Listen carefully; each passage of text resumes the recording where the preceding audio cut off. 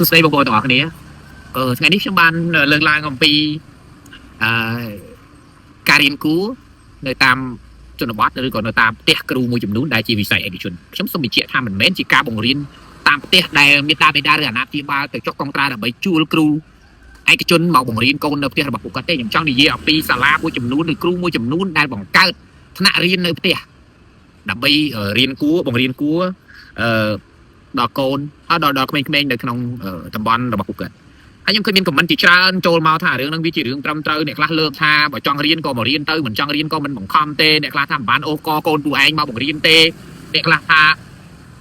បើចង់ឲ្យគាត់ឈប់បង្រៀន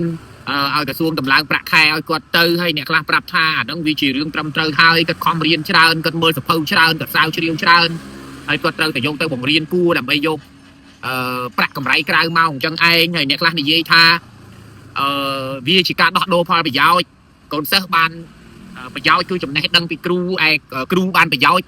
ពីកូនសិស្សដោយសារតែបានប្រាក់ចំណូលពីការរៀនគួរជាដើមខ្ញុំចង់ទាញចំណាប់អារម្មណ៍បងប្អូនឲ្យយល់អំពី status ចំនួន4បន្ទាត់កន្លះរបស់ខ្ញុំមិននិយាយសំដៅទៅលើគ្រូបង្រៀនតាមផ្ទះដែលអាណាព្យាបាលជួលទៅបង្រៀនទេខ្ញុំចង់និយាយអំពី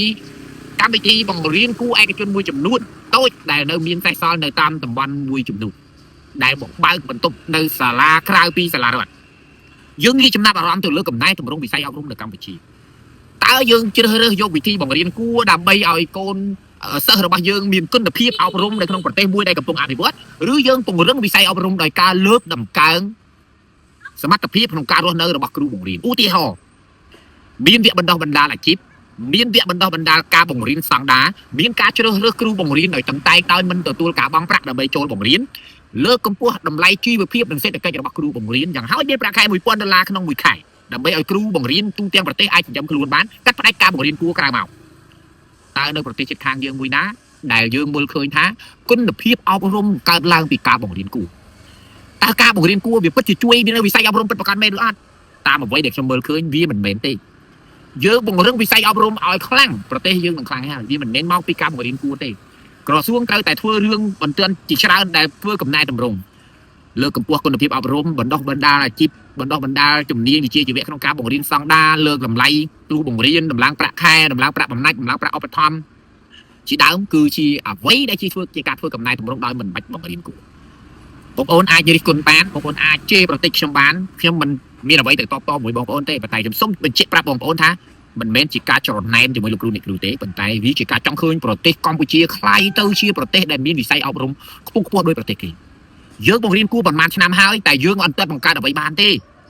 ប្រទេសវៀតណាមអត់បានបង្រៀនគួរទេតែគេបង្កើតបន្ទះឈីបបានថៃអត់បានបង្រៀនគួរទេប៉ុន្តែគេអាចបង្កើតនៅចំណេះដឹងនិងសក្តានុពលផ្សេងៗបានមិនមែនសរសើរគេទេប៉ុន្តែយើងមើលគេហើយយើងយកមកកែតម្រង់ប្រព័ន្ធដឹកនាំប្រព័ន្ធអប់រំនៅប្រទេសរបស់អរគុណសម្រាប់ការជេរប្រមាថអរគុណសម្រាប់ការលើកទឹកចិត្តជំរាបលា